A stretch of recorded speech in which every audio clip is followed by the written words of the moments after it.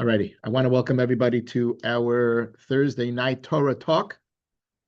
So we're going to talk Torah tonight, God willing. It's a beautiful evening here in PV, July 3rd. It's right before July 4th, right? And Independence Day, very, very special day for America. And as Jewish people, we have to appreciate it maybe more so than everybody else, right? Because America is the independence from any kind of tyranny. Alrighty. No taxation without representation. Yeah, remember that? Right. I remember that. You remember when it actually happened, though, in 1776. I thought it was last week. I was mentioning to Arnie that next year, in 2026, we're going to be celebrating 250 years of America. Wow. So I remember the bicentennial year, 1976. I was a kid in camp. I'm sorry. I was in Israel actually visiting my grandparents with our family. All right, let's talk about the Parsha. We only have 1 hour, so we're going to get started. This week is a very beautiful Parsha, and it probably has in it one of the most famous stories in terms of the astonishment and the controversy surrounding the story. And it's not the golden calf. It's not that story. It's a different story. Does anybody know which story I'm referring to? Do you remember? All right, I'll give it away. We won't start talking about it right away. We're going to talk about it in a few minutes. But it's a story about Miriam passing away. And it was in her merit that the Jewish people, while they were in the desert for 40 years, they had what to drink. They had the water because the water would flow from a rock. And when she passed away, that water flow discontinued. There was a problem with the faucet. Somebody broke the faucet.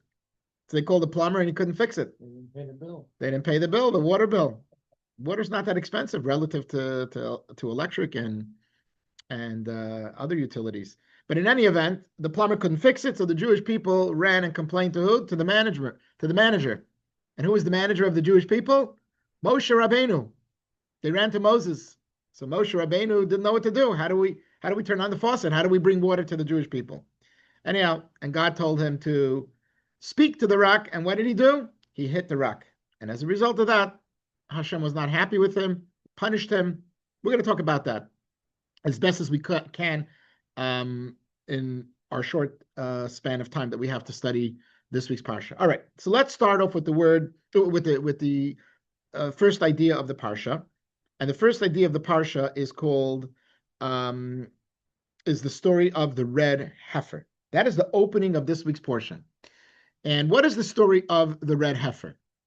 What's this red heifer? What exactly is the red heifer? So the red heifer is a mitzvah, and it's a unique mitzvah, and it's unique because the mitzvah has no logical understanding. We have no understanding of why Hashem would want us to do the mitzvah, and even in the mitzvah, there's a certain contradiction within it, so we have to understand it. But let me tell you what the mitzvah is before we start talking a little deeper.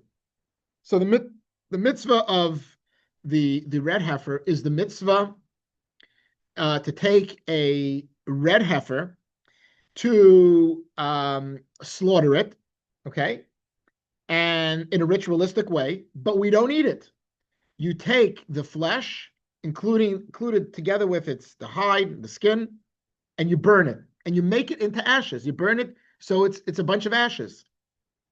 And what is the purpose of the ashes? The purpose of the ashes is if somebody becomes impure. How does a person become impure? There are various different ways of becoming impure, but there's different levels of impurities, and not all remedies for purification are the same. That means if there's a lower level of impurity, then you don't have to do the extreme remedy as with the red heifer. So the red heifer is the highest level of impurities when a person is on or maybe the worst level of impurity. What's that level? How do you become impure in a way that you will need to have the red heifer to be sprinkled on you to take you out of your impurities? So that takes place when a person comes in contact with a dead human being, not an animal.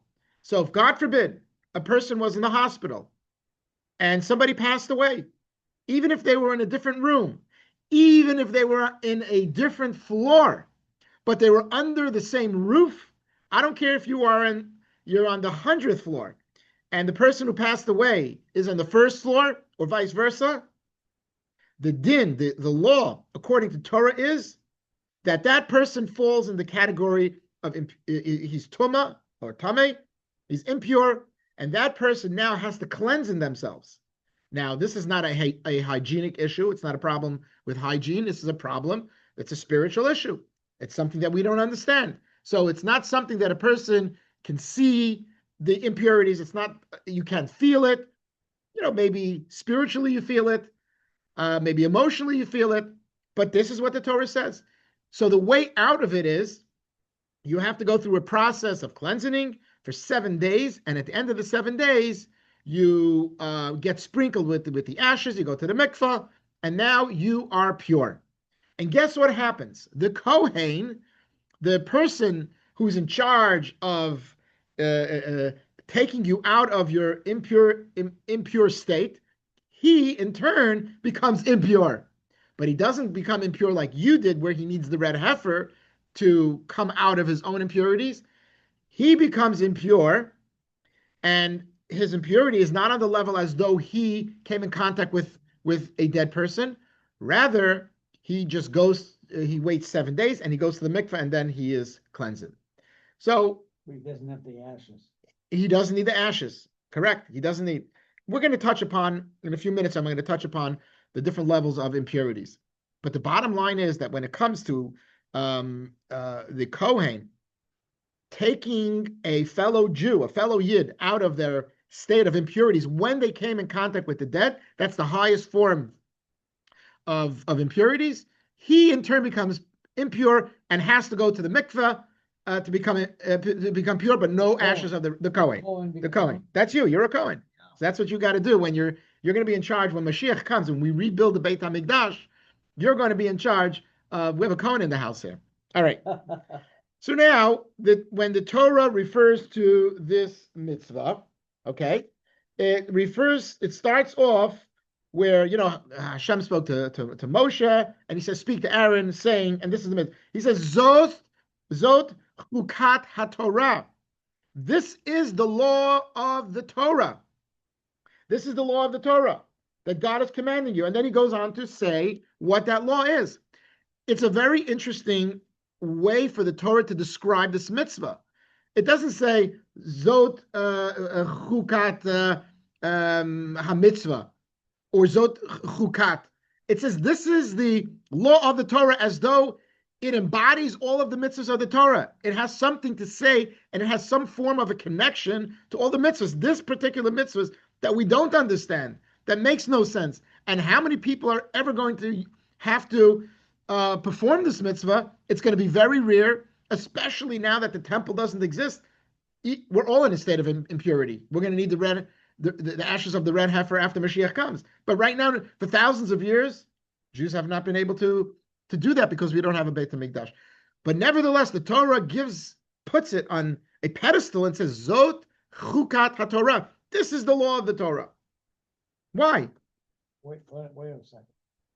Because is the Beit HaMikdash the only thing we need to accomplish this goal? Yes. In order to accomplish the goal of using the remedy of taking people out of a state of impurity, is you need to have a temple. And by the way, if you found the red heifer today, okay, yeah. and it's a kosher event. My daughter called me from Vietnam. I'm going to take this call, and I apologize. Yeah, Ricky, I'm giving a class. Everything okay? Okay. What time is Shabbos by you? What time is it? In an hour, I'll be done. Okay. Okay. Good Shabbos. Bye. My daughter Ricky went to Vietnam with the two of her buddies. They're fancy schmancy ladies. They want to go tour the world. I'm a little schnook. I've been home for like 30 years.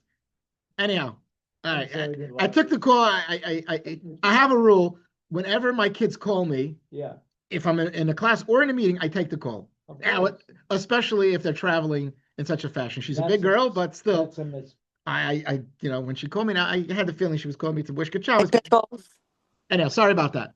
All right, bottom line, she's doing great. She just wanted to wish me good Shabbos. It's Thursday night by us. It's Friday afternoon by them. All right, back to the idea. So the Torah emphasizes that this mitzvah is the Zot CHUKAT HaTorah. This is the law of the Torah. It's not the law of the Torah. There are 613 commandments. In fact, if you want to assign a mitzvah that would be the law of the Torah, maybe talk about the law that one should not betray God.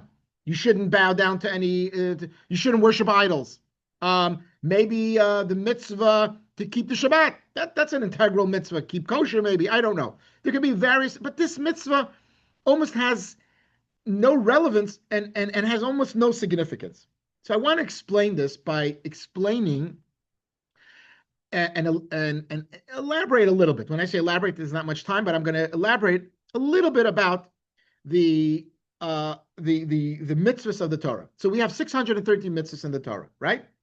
And when you categorize the mitzvahs, there are various different ways you can categorize them. One way is to say how many positives and how many negatives. I think there are 248 positives, and the rest is negatives. That's one way. But I'm not going to divide it and categorize it in that way. I'm going to categorize it in another way where you can divide it into three parts.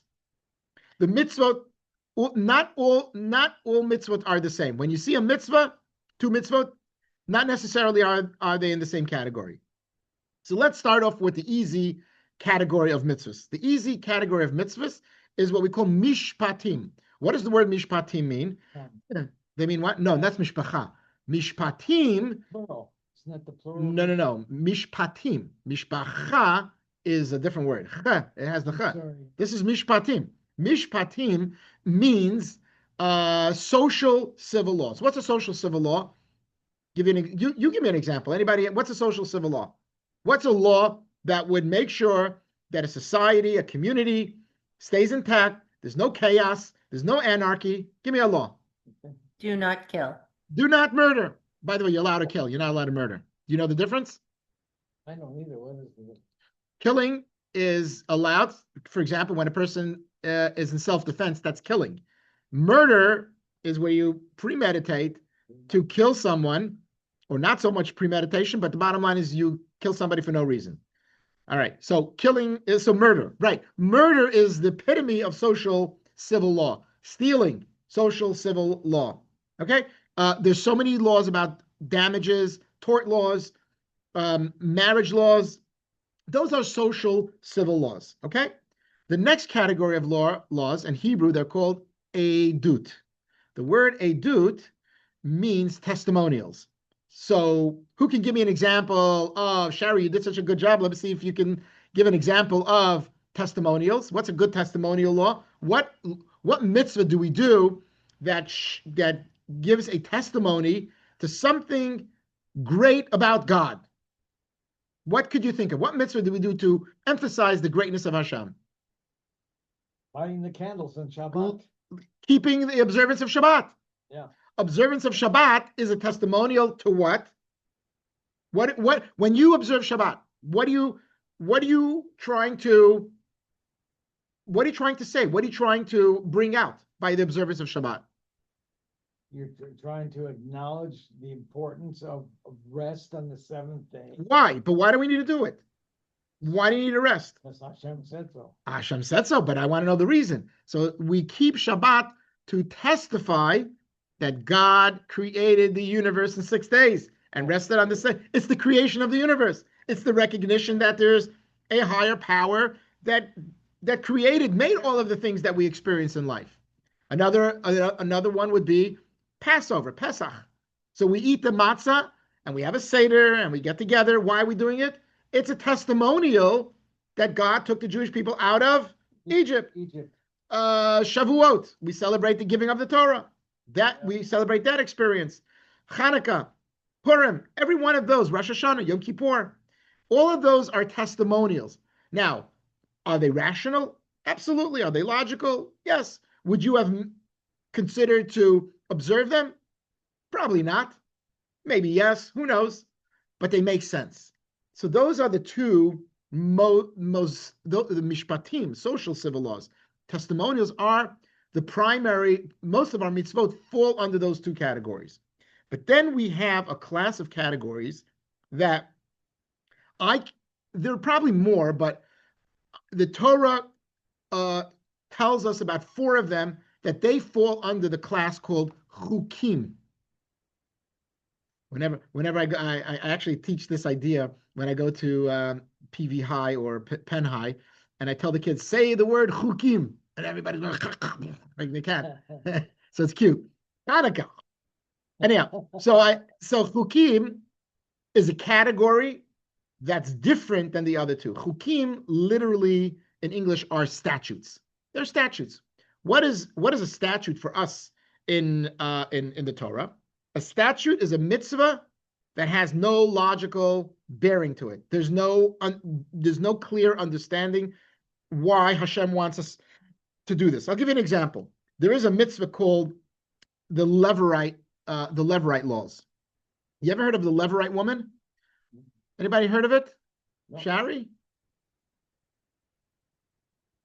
Was it, have to do with the Levites? Levirate. But I don't know exactly what. No. It's interesting. I didn't think that you would say that, because the word actually is connected. They sound similar, but the Levirate woman is as follows.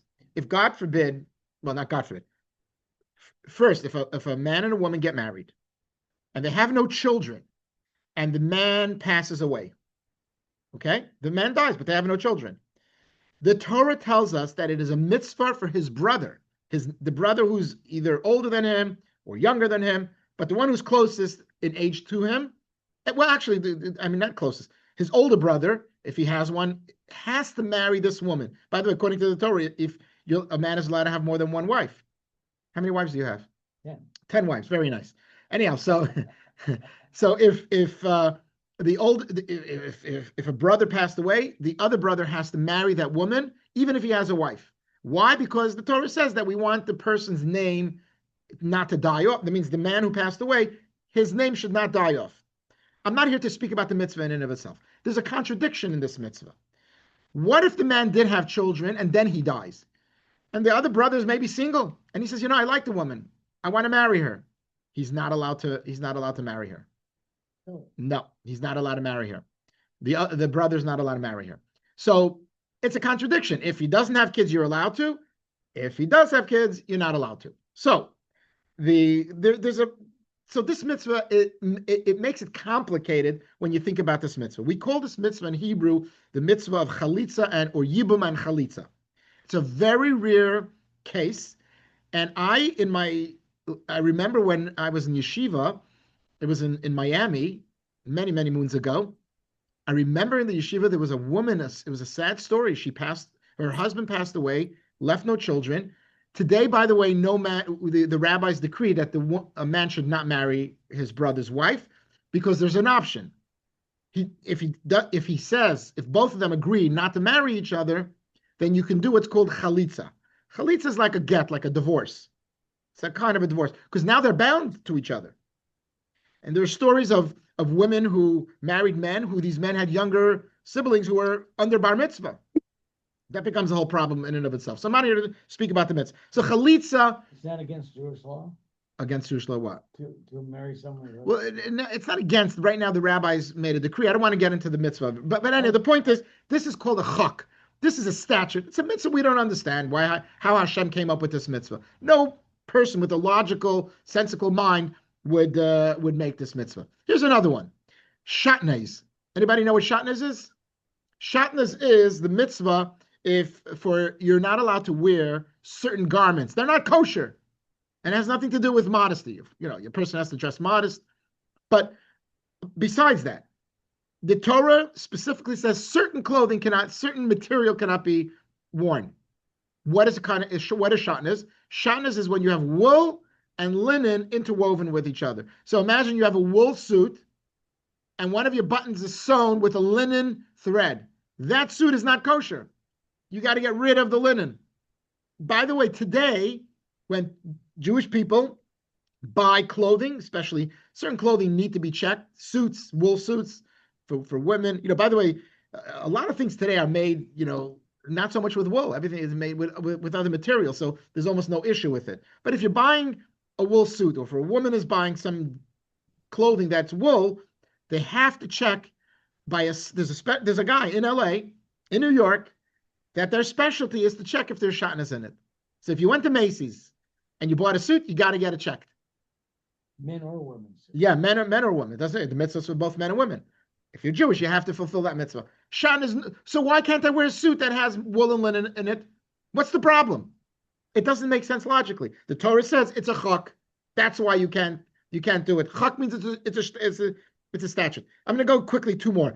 One more, and then we'll talk about our parsha. One more is that the Torah talks about the Azazel. I don't know if you guys know what the Azazel is. If you go to Israel and you tell a person, Lech la Azazel, that's not a good thing. The person will give you a look. Yeah. Lech la Azazel is basically saying go to hell. But what's the Azazel? Where does that word come? You heard of the word Azazel? Yeah, I heard. What does it mean? What's the Azazel? But you know that if you say Lech la Azazel, that's like saying go you nowhere. So the Lech la Azazel was on Yom Kippur. There was a ritual. In order to bring forgiveness to the Jewish people, you had to take a he-goat and you threw it off a cliff, and that would bring atonement for the Jewish people. I'm not going to get into the mitzvah right now, so let's not ask questions on the mitzvah. That's also another one, a mitzvah that is sent off the cliff, and the one who throws it off the cliff, guess what happens to him? He's doing some good deed, he becomes impure. So the whole thing doesn't make sense. So the Torah says, why should you do it? But it's a statute. Hashem wants you to do it. No logic. And in this week's parsha, we talk about the idea of para aduma. Para aduma is the highest form of a mitzvah that's totally beyond in our ability of our minds and intellect. Our logic cannot comprehend it. There's no one who can explain it. Who is the wisest? Historically, who do Jewish people proclaim as the wisest of all people, of all mankind? Who's the wisest Jew? Historically, who lived? Me. No. Who's the wisest? Rambam is a good guess. Moses.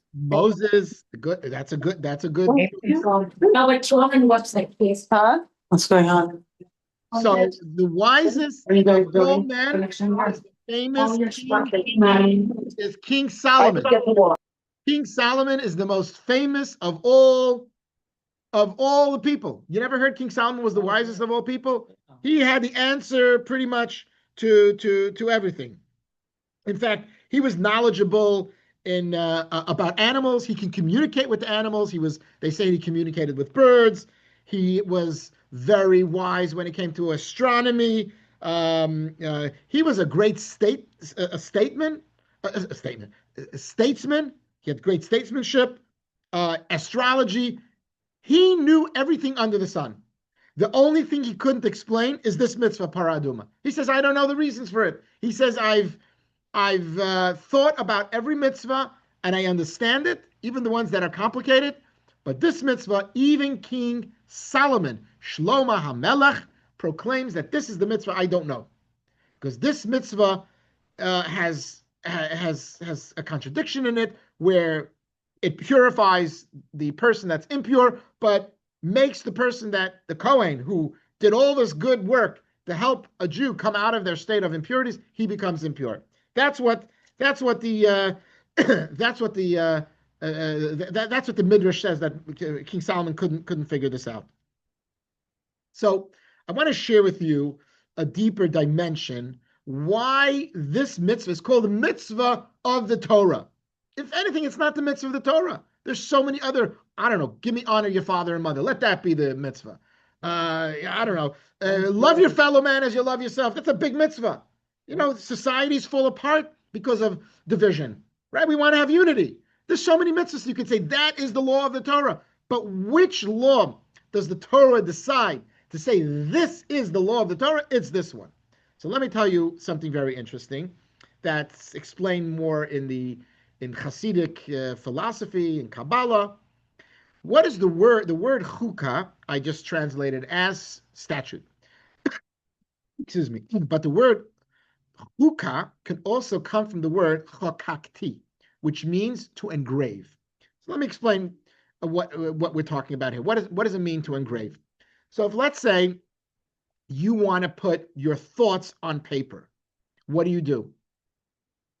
Write 'em down. You write them down. You take a pencil, you take a pen, and you write them down on the paper. Let me ask you a question. Initially, if I ask you if the words, the ink on the paper is one with the paper, you're going to say, of course, it's united, it's one. You can't erase it so easily. But let me ask you a question. I mean, literally, is it two elements that have come together and they remain two elements, or is it really one? Well, at the end of the day, it's only one because they're stuck to each other, but it's two separate entities. You have ink and paper. They're two separate entities. In fact, you can at some point, you might destroy the paper, but you can get rid of the ink. Pencil, actually, when you write with a pencil, you can erase the writing. Am I right? Yeah. So they're really two separate entities. Everything in this world, when you look at it, they're really a bunch of cells clumped together. So everything is really divided. There's nothing that's really one with each other. The only thing that's one with each other is when you take a stone and you engrave in it. So if I want to write something in a stone and you write it through and through, the form and the shape of the letter take place not because two entities have come together, but because one entity has the holes in the right place. It's engraved in the right place, and I can form the letter. I can form the letter Aleph, to form the letter Bet. You're talking about carving a note, carving. Correct. Carving, or we're going to use the word engraving. Engraving. It's by the way, it's not carving. It's engraving. It's going through and through. Engraving is going through and through. So the tablets, for example, the Ten Commandments were brought down by Moses from Sinai. Those were engraved letters of the Torah. Okay. So what do we see? That if you want to personify unity, the greatest unity, you have to take the element itself and create the words and letters from it in itself. So here's the deal. When we do a mitzvah, what are we doing? What's the point of doing a mitzvah? What's the point of doing a mitzvah? And by the way, this could be a subjective question. It is a subjective question because there's different answers, and they're all right, except for yours. Of course. You're doing a good deed. You're helping people. You're helping people. So the most common answer of doing a mitzvah is I'm doing a good deed. I'm helping others. But and most people, when we think of a mitzvah, we think about doing chesed, we're doing kindness. But you know how many mitzvot there are that doesn't have anything to do with another person? For example, every morning, boys from the age of 13 put on tefillin. It's got nothing to do with another human being. I'm not doing another person a favor when I put on tefillin. So what does the mitzvah do for me? So let's take the word mitzvah and see what the root, where it comes from. So the word mitzvah means tzavta v'chibur.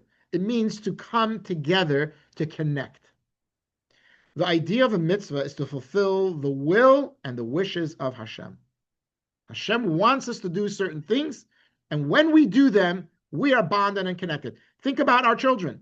I mean, our children are bonded and connected to us, of course, in the mere fact that they come from us, right? We birth them, and we raise them, and we love them. But what if your child rebels? You still love them, but you got problems with them. It's only when they do the things you wish them to do, right? They do your wills and your wishes, then the bond is much stronger. That's a big connection. How about a husband and wife? A husband and a wife, a spouse that doesn't do and fulfill the needs and the wishes of their spouse, you're worthless. Are you worthless? You're. So we're fulfilling the needs of someone else. That creates connection. So when we do the wills and the needs and the wishes of Hashem, we become one with Hashem. Now, how many times does a spouse ask or needs something from another spouse, but the spouse doesn't get it. I mean, they understand that they want it, the other one wants it, but I don't know. Why do they have that need? But you do it anyhow. Why? Because your marriage, right? The relationship is much greater than yourself. So just because your brain doesn't grasp the idea, you want to maintain a deeper relationship. So you're not going to say, well, it doesn't make sense to me, I'm not doing it. Because you know that the price for that is a deteriorated relationship. So a person says, I'm going to do it. How many times do our kids have needs and they have wishes and they have wills and we fulfill it for them? And we're like rolling our eyes and thinking, boy, what are these kids thinking? Yeah, exactly. You know what I'm saying? But why do we do it? We do it for the bigger thing, for the bigger picture. What would happen if we started to analyze everything? By the time you know it, there's no relationship. So when it comes to mitzvahs, if you look at the mitzvahs as we spoke about in the beginning, we're speaking about social mitzvah. The only reason you're willing to do a social mitzvah, you're not going to murder, is because it just makes sense to you. It's like stupid to kill people. It's stupid to murder people. It's crazy to steal, right? Yeah. So you're not going to do it. Your brain tells you it doesn't make sense, right? But then there can come a time when a person can justify why they should steal. People justify that all the time. I was once in, not in PV. I've asked this question. This is a philosophical question. I ask people, kids. I want to understand how they're thinking, and this has to do how you're raised. So I went to this school. It was actually in Inglewood. This is like 20 years ago. I'll tell you, a lot of kids there. They came from tough neighborhoods. Anyhow, I came in. And these were like kids that were on the, what do you call it, the fringe or whatever you could, not on the fringe, is another word for it, whatever. How old? These were like 15, 16-year-olds, tough kids. So I asked them the question, is there ever a time you're allowed to steal? I said, raise your hand. 95% of the kids raised their hands. Yeah, of course. So I asked the kids, when could you steal? I'm sorry. That wasn't the question. That was one question. But I also asked them a question.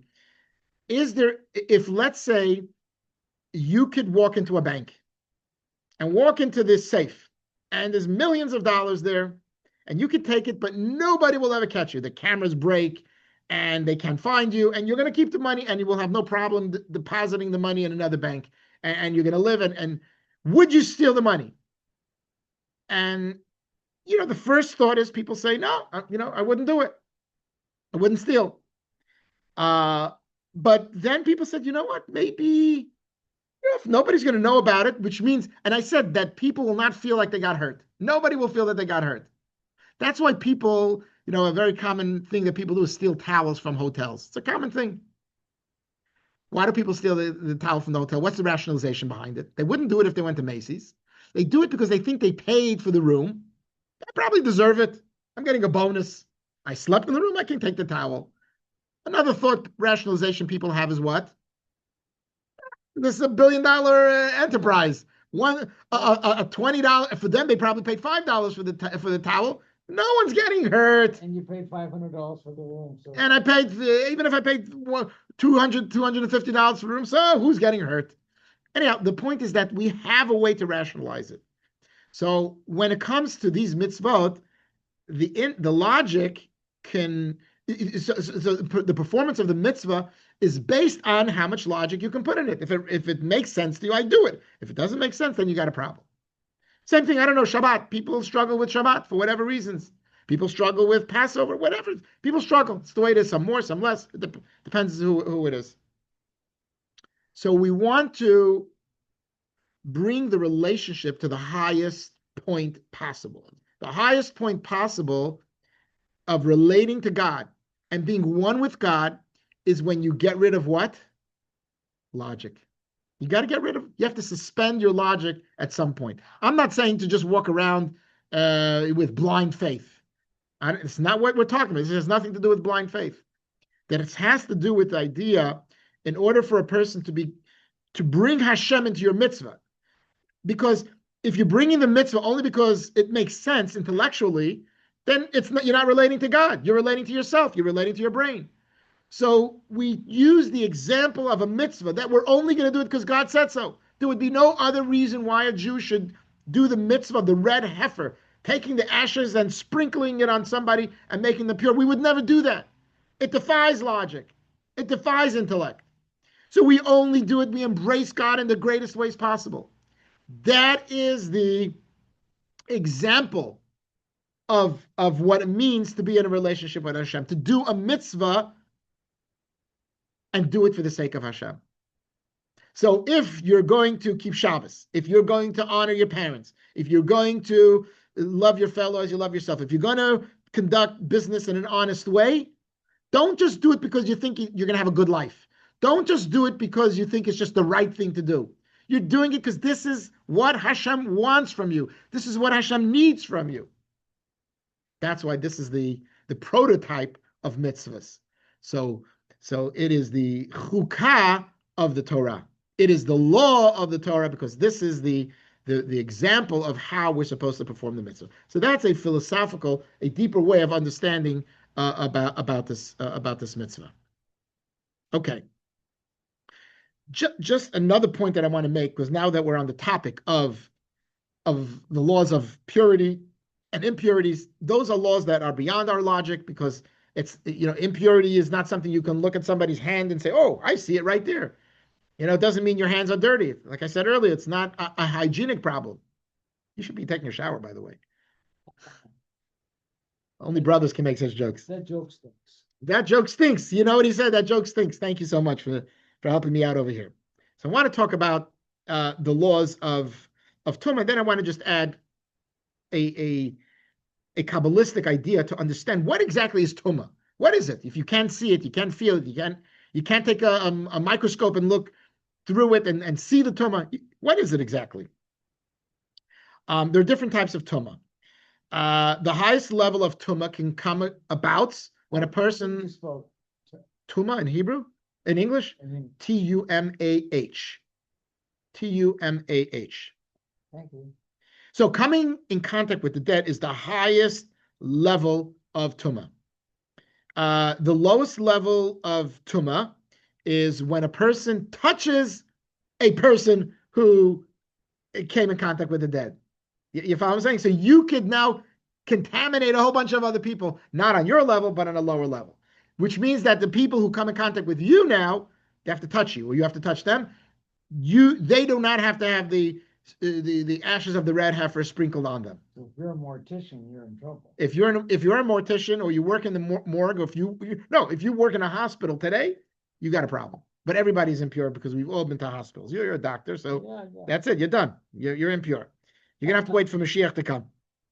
Okay, but I want to explain what exactly is Tumah. What does impurity mean? What does that mean? What is the opposite of Tumah? Does anybody know? Who can tell me what is the opposite of Tumah? Anybody? Clean. Clean. Okay. Purity. Huh? Purity. Okay. Spiritual purity. Okay, that is correct. So I'm looking for a word in Hebrew, and you can say that word in English. It's kodesh, kedusha, holiness. The opposite of impurities is holiness. What's the difference? Impurity represents a static life. It's static. There's no growth in it. That's why when a person passes away, they fall into that category. Because what happens is, little by little, the dynamic aspect of the person starts fading away until the person decays and there's almost nothing left of the person physically. So the Kedusha is your life force. Every time a person grows physically, you grow emotionally, psychologically, spiritually, it means you have Kedusha. That's holiness within yourself. That's what Kedusha means. It means it's dynamic. It means it's growing. The opposite of that is it's static. Nothing is growing. Nothing is moving. Nothing is being accomplished. That's why paganism, which does not grow anything, it does not build on anything, it just destroys, is static. Monotheism, the belief in Hashem, the trust in Hashem, the idea of God, is the idea that things constantly grow and elevate itself. They're constantly becoming better and better and better. So when a person, chas v'shalom, passes away, when a person, God forbid, passes away, what happens? They have no more life force. So when the life force starts going away, it leaves a void, but it doesn't stay a void. The parasites come and attack it. What are the parasites? That is the power of what we call in the Kabbalah klipa, and the klipa is impure. Those are the evil, bad forces of life. They come and take over that void. They replace the void of the kedusha of holiness, and now you have impurity. So impurity represents a state where there's no growth in life. That's what holiness is. Holiness is about growing. Impurities is about not growing. That's why when a person is static in their life, if a person has a lazy moment, if a person is procrastinating, if a person doesn't want to accomplish anything, you're becoming what, a couch potato. Right? When a person lives that kind of life, you're living a life of tumah, of impurity. So impurities doesn't have to mean that, you're actually coming in contact with an actual dead person, but that's what it represents. It's the lack of life. So when you die, they say that your soul can go to heaven, right? Yeah. So part of you is Ah. with Hashem. So great question. So I'm asked if a person passes away, the soul is going up to heaven. So here is where we have to now see the nuance. The soul always remains holy because the soul never dies. It is the body that its life force was taken away from it. The neshama is holy, pure, and pure.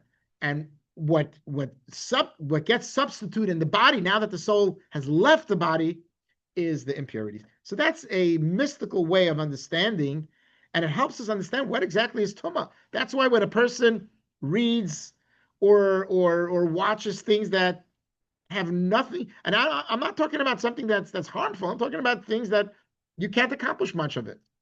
So you could make something impure or holy. So for example, if a person wants to relax and they want to watch, a decent movie, and that's going to rejuvenate them and give them more energy.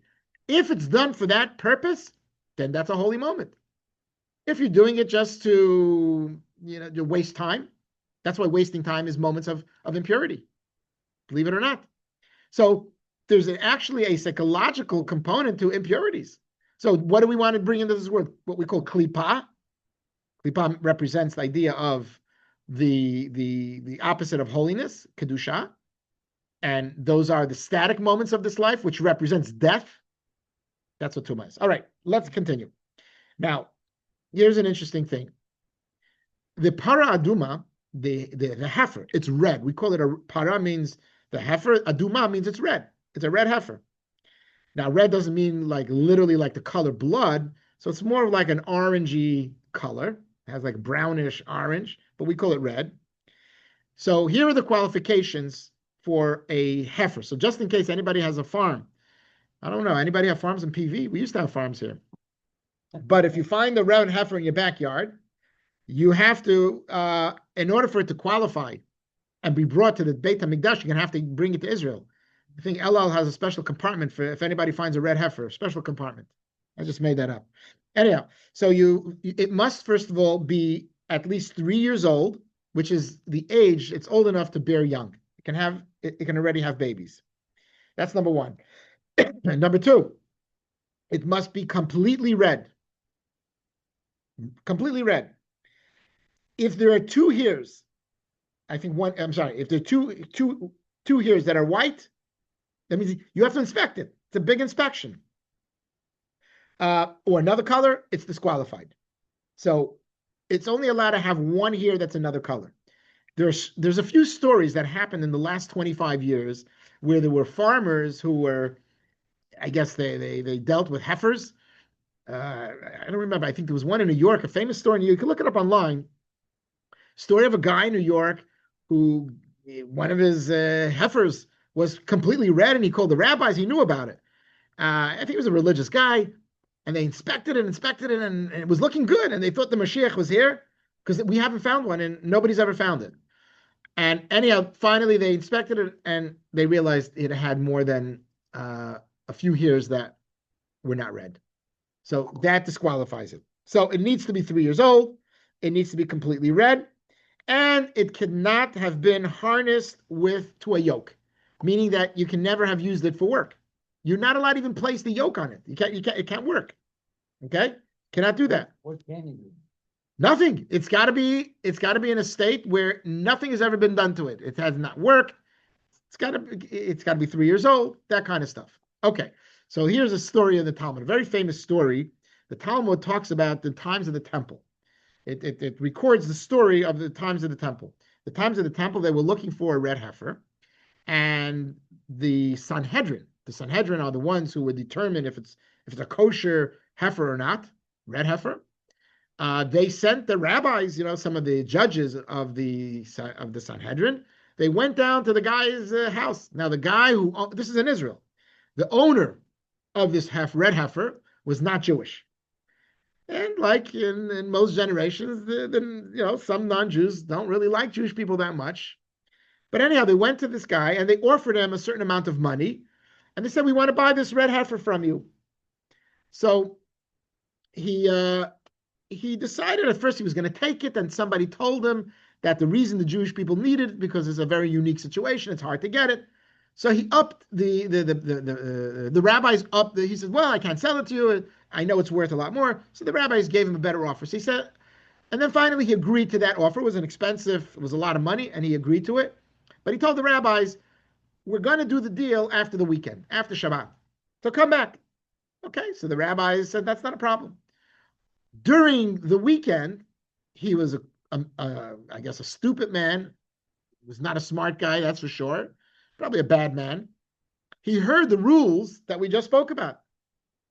And one of the rules about the red heifer is he's not allowed to have the yoke. He's not allowed to work.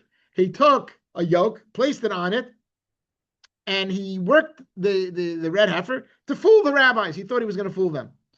And they were going to pay him this exuberant amount of money, and he ruined it for them. And they'll never know. So this is cruel. It's evil. The rabbis came back after Shabbat. They came with the bag of money. They were going to pay him for the red heifer. One of the rabbis is looking and inspecting the red heifer, and he huddles with the other rabbis, and he says, we're not buying it. You know what he tells them? He says, guess what I noticed? He says he noticed that the hair on the neck of the cow, where you put the yoke, is bent. The hair is bent. The only way the hair can ever be bent is only if a yoke was placed on it. So he knew that while they were gone, that's what the guy did. So they told the guy, sale is off. The requirement and he asked him, how do you know that? They explained it to him. And the guy had great regret because he lost out on a lot of money. There's a lot of money that he lost at that time here. The moral of the story. The moral of the story is what? Don't be a fool. All right, let's talk about, right now, let's talk about the second very interesting part of the Parsha. And this is huge controversies, and everybody's got an explanation, and people see it from all different angles and all different sides of this, because at the end of the day, it feels like the story is unfair. It's an unfair story. So let's start from the beginning. The beginning of the story is that Miriam passed away, and she passed away actually right before Passover, in the 40th year while the Jewish people were in the desert. And she passed away on the 10th day of Nisan. And guess how old she was? Anybody know? She was 125 years old. Halavai, we should live that long. What's the secret? What's the secret? She was just kind, compassionate. Now, Miriam was a very special woman. She was a leader in her own right. She was really the leader of the Jewish women. She was the Moses for the women. She had the leadership quality, and she was respected amongst the elite of the Jewish people, the Zkenim, the judges, the Sanhedrin, whoever was, special amongst the Jewish people, they respected her. And guess who is the biggest fan of Miriam? Who loved Miriam and who respected her so much, more so than anybody else, besides her husband? Her brother Moses, brother Moshe Rabbeinu. You said that. Anyhow, she passes away. And the Jewish people are devastated, saddened, and she's, by the way, she passes away in a like they say, in your sleep. Moses also passed away like that. Aaron in this week's parsha also passes away that way. But anyhow, at the end of the day, it was in her merit, right? Because of her good deeds. Chesed. She was all about, she personified kindness, right? She helped people all the time. That's who she was. In fact, if you look at the story of Moses, how did Moses survive?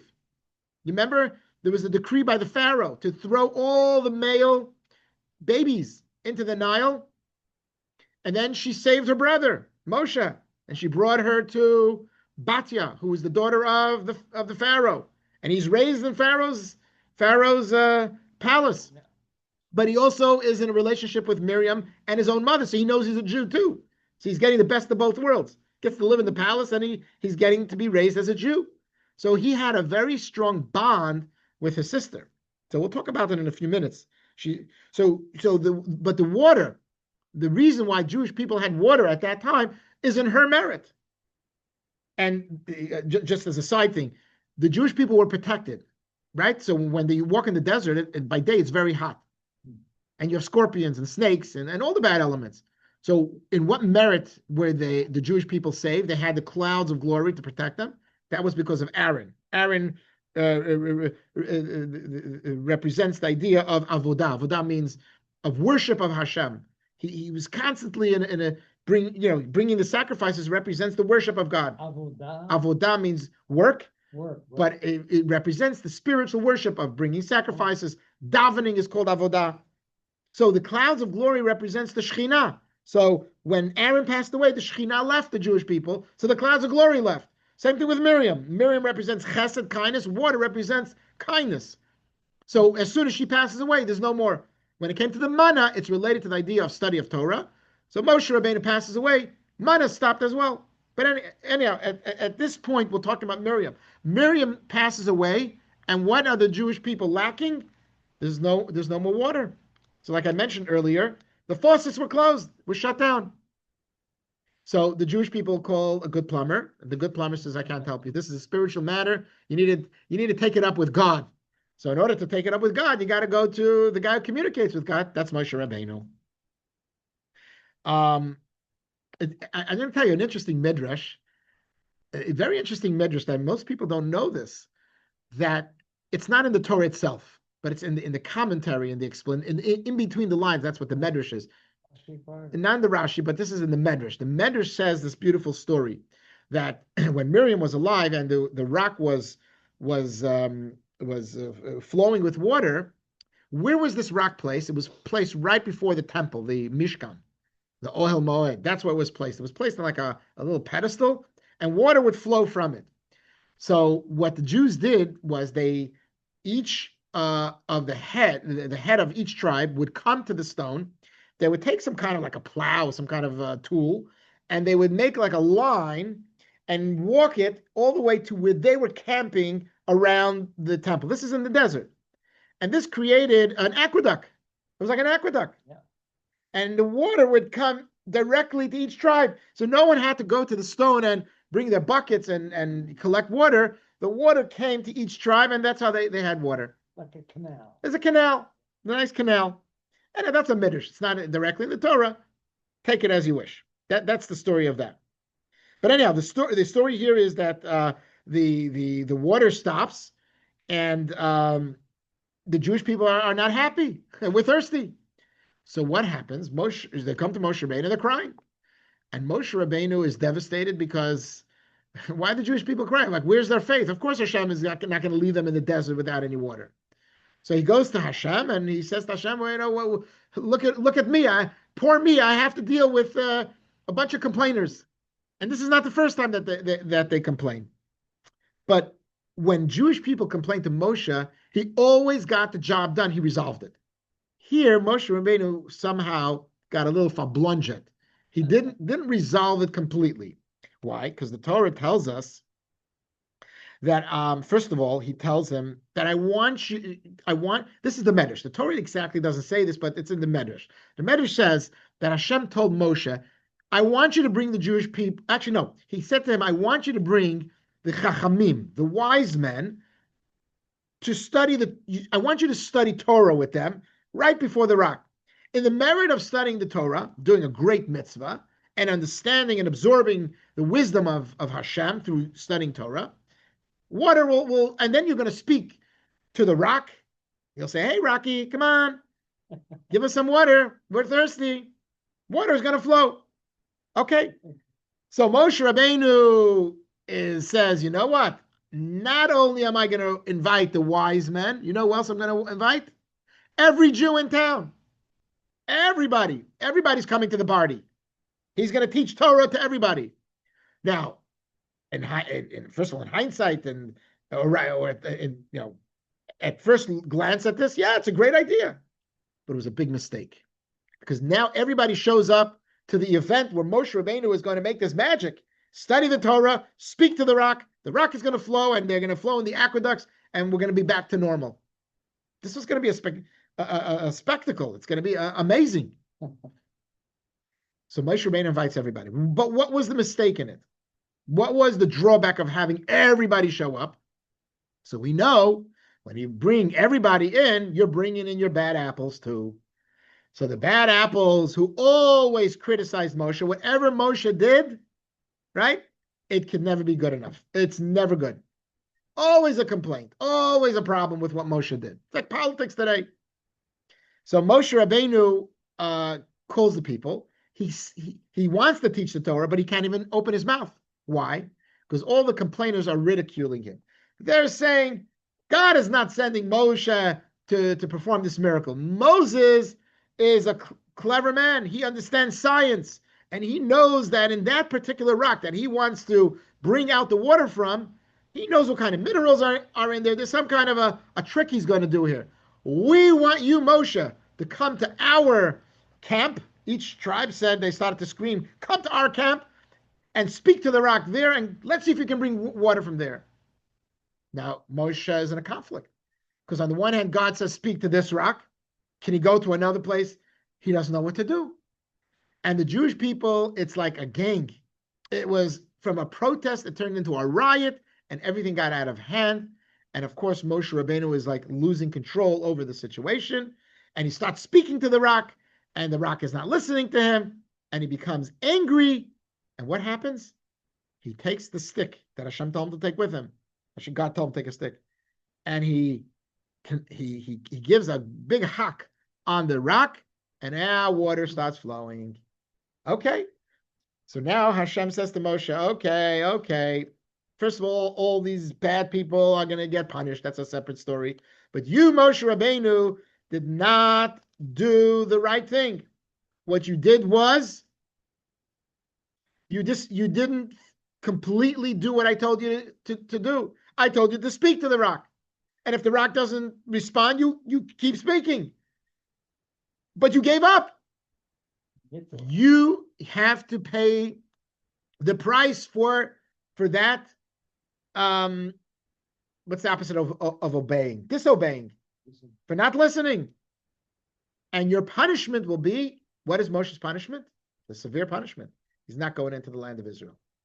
Now, Moshe Rabbeinu is the guy, the leader of the Jewish people, that all he yearned for, the whole point of what he was doing, was to go and bring Kalal Yisrael, bring Bnei Yisrael, the Jewish people, into the land of Israel. That was the whole point.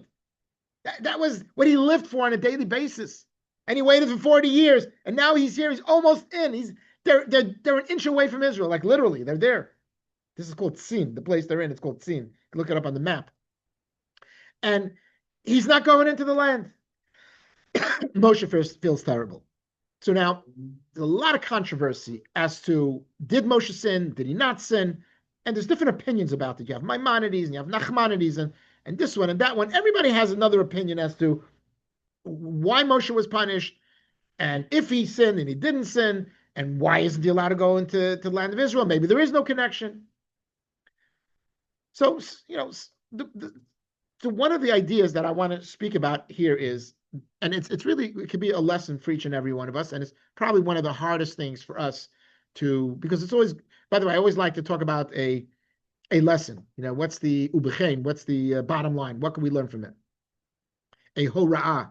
How do we enlighten ourselves? So one of the hardest things that people struggle with is impulsivity, anger, right? How do we control ourselves? It's very, very hard. Sometimes people make us angry. It's almost like not our fault. I'm not talking about compulsive anger or a person who's just impulsively, always impulsive. You know what I'm saying? No, I'm so talking about normal, functional people, reaction. reactionary. How can I make sure that how can I make sure that I control myself? Because sometimes we can really lose ourselves. So here is that lesson. Moshe Rabbeinu, just think about what was really going. You have to put the parts together. It's a puzzle. It's not even such a complicated puzzle. So the first thing is his sister passes away. I purposely was describing his relationship with his sister earlier. His sister is the one who brought him into this world, by the way.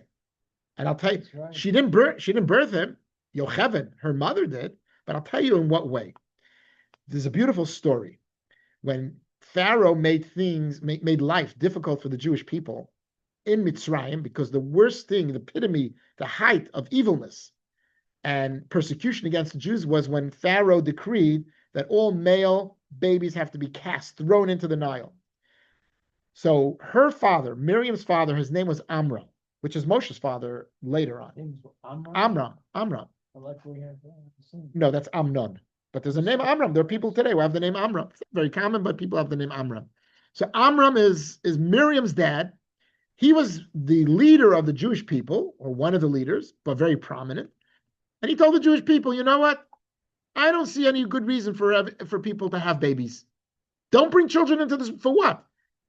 If you have a child, you have a 50% chance that the baby's going to be cast into the Nile. Why would you have a kid? 50%. You know how high that is? Who would have a child if I told you you're going to have a child, 50% chance, if God forbid, who knows what? Who wants to take that? That's too high of a chance. Jewish people separated from husbands and wives, separated, so they don't have children. I don't want to bring people. Miriam came to her father and said, that's a lack of faith, Dad. She said that to him. Believe that we have to bring children into this world. And let's say 50%, we have 50% that will live on. We need Jews. So Amram reversed his first decree, his first position, and he encouraged it. And all of a sudden, the women were giving birth. The Midrash says that one woman can give birth to sextuplets at one time. It was amazing. A lot of kids were being born. Anyhow, Moshe is born as a result of that. Yocheved, his mom, gives birth to Moshe as a result of that. And then when he's born, he's thrown into the Nile. Miriam was watching over him, brings him to Batya, and that's the story. So Moshe was raised by his older sister. She was older by quite a few years, at least 10, 15 years. So Moshe now is fond of her, close to her, seeks her advice. She's everything to him. So when she dies, first of all, siblings, by the way, if a sibling passes away, it can be in a way harsher and more devastating than a parent, because a sibling is closer in age. It's harder in a certain sense. It's my thoughts. I can't say for sure. But in any event, his sister passes away. That's a big blow for him. So he's dealing with this person who's just a sister, but a very special sister. So he's in state of mourning. And he is going through the pain of losing a loved one. And now, at the same time, the Jewish people are driving him up the walls. So Moses had experience with that. He knew how to handle it. He knew how to keep his anger in check. He's a prophet. He knows. He's close to Hashem. He has moach shalit alalev. He has his mind over matter. He can control his emotions. But here he was at a breaking point. And the breaking point was his sister dies, and now he has to serve the Jewish people, but he lost it. For that, even though he has every excuse in the book, for that Hashem says, you lost it, there's no return back to that original place. And therefore Moshe Rabbeinu was punished that he would not enter the land of Israel. That's more of a psychological understanding of why. And by the way, this means that Moshe was held to a much higher standard than the average person. The holier and greater a person is, the more accountable they are. Think about it in a big company. a lower level person in a big corporation has responsibilities. Depending on what level they are in the company, Yeah. that's how much you expect to be responsible for. So a guy who's CFO, COO, whatever, they're held to a much higher standard than a lower level executive. But here's one more point that I want to mention that I spoke about 2 weeks ago. Moshe Rabbeinu represented the concept of the concept of Mashiach, meaning he lived in a world where there was godly transparency, divine transparency. Moshe lived that way. If you look at his life at the end, he lived what was called with a masveh. Masveh means like a curtain, a covering. If you spoke to him, he didn't even see you in the physical. He sat behind a curtain and you spoke to him. It was when I think about it, I always think about a confession. The Catholics, they have confession. He sits behind the curtain. He shouldn't see you. Maybe I don't know. But anyhow, that's who Moshe Rabbeinu. He divorced his wife. He didn't divorce his wife because he had a bad marriage. He divorced his wife because he was totally spiritual. He was living in a disengaged world. He divorced his wife. And by the way, that was the Parsha last week where we spoke about that. Miriam spoke Lashon Hara against him. But anyhow, an Aaron. Yeah. But anyhow, and she didn't mean it in a bad way. She meant it to correct him. But anyhow, Moshe lived in that kind of world. Moshe was the leader. He was a good leader to take out people who would see the 10 plagues being imposed upon the Egyptians. Moshe was a good leader for splitting seas. Moshe was a great leader for bringing about the manna. Moshe was a great leader to go up Mount Sinai, come down and bring the commandments to the Jewish people. Moshe was the one who brought water to the Jewish people. Right. He brought the clouds of glory for the Jewish people. Everything was miraculous. That's the Mashiach. Can that same leader be the one to bring in this whole new generation? The new generation of technology? The generation that's very immersed in materialistic life, physical life. They're going to become farmers. They're going to become shepherds. They're going to become wood choppers, shoemakers, and bakers. Eventually, they're going to make the iPhones. He can't lead those people because he won't relate to them. He's a Mashiach kind of a leader. So Moshe, Hashem needed to find an excuse to say why Moshe shouldn't go. This was the excuse. So this takes away the burden of the sin, connecting Moshe to being so sinful. It means that Hashem just found an excuse. This is the reason why Moshe didn't enter the land. So if anybody complains, wow, why didn't Moshe go? This is the reason. So Moshe represents something that's so much greater than what the Jewish people were going to do when they come into the land of Israel. Joshua, his successor and great student, is the one who actually leads the Jewish people into the land of Eretz Yisrael. No, Joshua was a student, not related to him. Not really. By the way, Moshe lamented that his children did not succeed him. None of his children succeeded. We're not even sure what happened to his kids. The Torah doesn't ever say whatever happened to them. Aaron, on the other hand, does have his children succeed him. You're a successor of Aaron. It was passed on. Moshe, we don't see any of that kind of succession. Anyhow, that is the it's not the end of the parsha. The parsha has a whole bunch of other things, but it talks about the passing of Aaron on a mountain called Hor Hahar. In fact, we had a trip in 2023. We went to Israel, and a few people in our group, before we met them in Israel, they went to Jordan, and they went to the mountain where supposedly Aaron is buried. So it's in Jordan. Yeah, it's not that far. So in order to get there, you have to take this donkey ride for like 2-3 hours. Not so simple. And then you have to keep climbing and walking for another who knows how long. It's not so simple. There's no cars and no helicopters. So Jack Goldberg, Ron Pillar, Glenn, they all went together. I didn't go because I came to Israel a few days after them. But yeah, they did it before I came. They did that. Beautiful trip. So Aaron passes away. Also, it speaks about an interesting war, the Amalekites. This is the second war that the Amalekites waged against the Jews. The first war, the Amalekites came out and revealed themselves. We're the Amalekites and we're fighting you. They lost the war. And the reason they lost the war is because Moses prayed. Remember, God told Moses, hold your hands up and pray. And Moses prayed and he won. They won the war. The Amalekites dressed as the Canaanites. They disguised themselves. They said, we're the Canaanites. And the trick was that if the Jewish people pray that the Canaanites get defeated, they're praying for the wrong people to get defeated, because who's the real people? Amalekites. It was the trick. But in any event, the Jewish people were not stupid, and they knew something was funny. The people looked one way, they dressed in another way.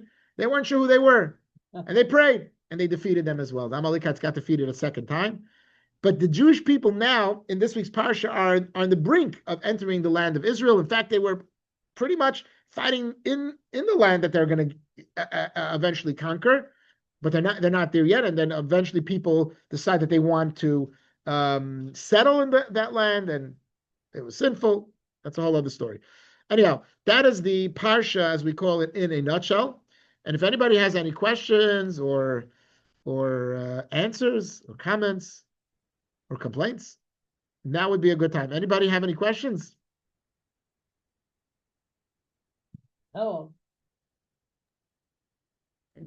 One of my questions or thoughts was going to be that we talk over and over again about second chances, third chances. If we made a mistake and we're a good person, especially, then we have other chances. But I guess with disobeying with the rock, Moses was so high up that he wasn't thought of as just a regular person that was, That's why for me, for my brain to grasp it, for me to reconcile the story, I always need to think about Moses not going into the land of Israel, not because he committed that sin. Yes, we'll connect it to it, but it's because he wasn't the right leader to bring the Jews in the land of Israel. That sort of gives it some coding to explaining, because the idea of a second chance always exists.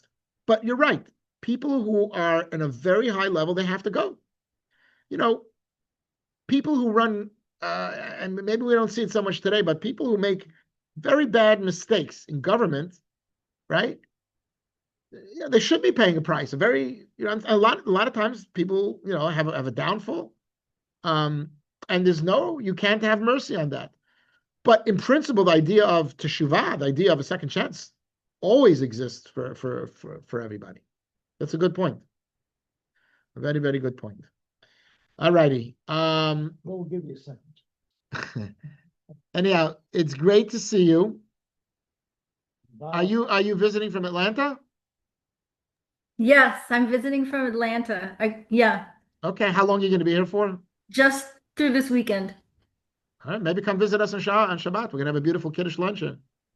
We're already spoken for, but thank you. Next time. Next time is not good. It has to be this time. Next time. You don't get another chance. There's only one chance. Anyhow, yeah.